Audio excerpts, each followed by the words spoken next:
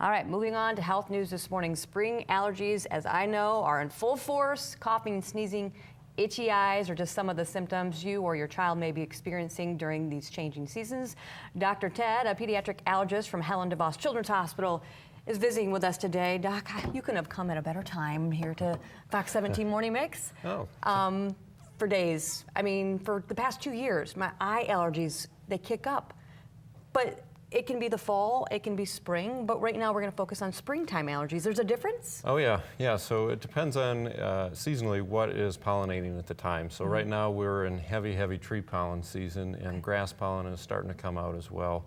And tree pollen is pretty remarkable. It can travel up to 100 miles. Whoa. So don't cut down the trees in your yard, you won't escape it. But and trees just release tons of it right now, as we allergy sufferers know. Yeah, and I've talked to someone else in the building here. They have a child going through the same thing I do. You go home, you shower, you do everything you can to think, I got rid of what's causing the problem, and you wake up the next day and you're miserable still. Some people have the coughing and the sneezing. So talk a little bit more about some of the symptoms people might be experiencing, and they confuse them sometimes with just a cold. Yeah, exactly. So allergies, definitely itch is a main component. Colds shouldn't cause you to itch. You may sneeze a little bit with a cold, but lots and lots of sneezing, itchy, watery eyes. Sometimes their mouth may itch. You might hear of kids like flicking their tongue on the top of their mouth. Very good sign of allergy.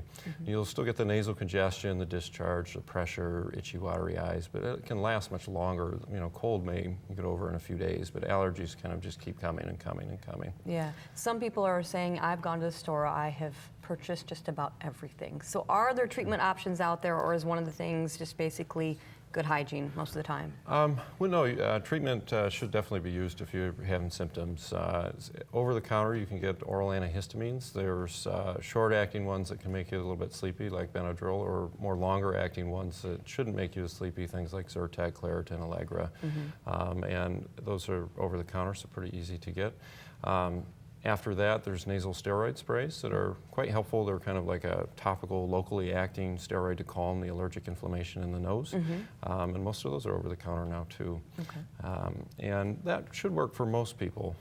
But if not, that might be a time where you might want to see someone like myself or another board-certified allergist to talk about other therapies that might be available. I might set up an appointment today. I'm not so much a child, but I think I still need to come see you. But I said something to you earlier because I've always had eczema my whole life, but nothing really seemed to really cause it. It was just something I had all year long. But the last 2 years, especially when I think around the time I got pregnant, is when the eye thing started up. So are allergies something you can develop later in life? Yeah, certainly. We see allergies develop across the whole spectrum. Certainly in kids, we kind of see eczema, then allergic rhinitis, and then asthma, and it's called the atopic march.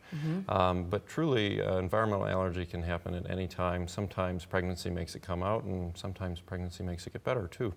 And we've even seen older adults in their 60s or 70s develop allergy as well after a whole lifetime of no symptoms. Okay, so I've suffered with this long enough. I've tried to treat it myself. So your recommendation is probably time to go see someone like yourself. Yeah. If you're really not responding well and having great symptom relief with over-the-counter medications, or you're getting side effects from them, I would recommend seeing a board-certified allergist to talk about additional treatment options, avoidance strategies.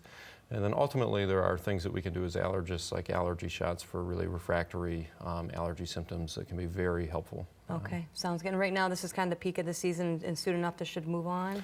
Yeah, so we're peak tree season now. Grass will be the next month, 6 weeks. Then we hit into the summer weeds, which is usually a little bit lighter time, 4th of July for most allergy sufferers, and then ragweed comes out about middle of August through September. Oh, so, joys of living in a beautiful state like this, right? Yes. All right, thanks so much for stopping by. Thank you. I'm sure.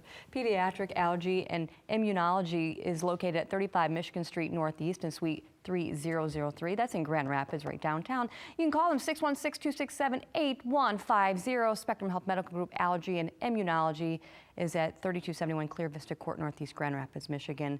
Phone number also on the screen there for everybody. Lots of choices for everybody to go get some help.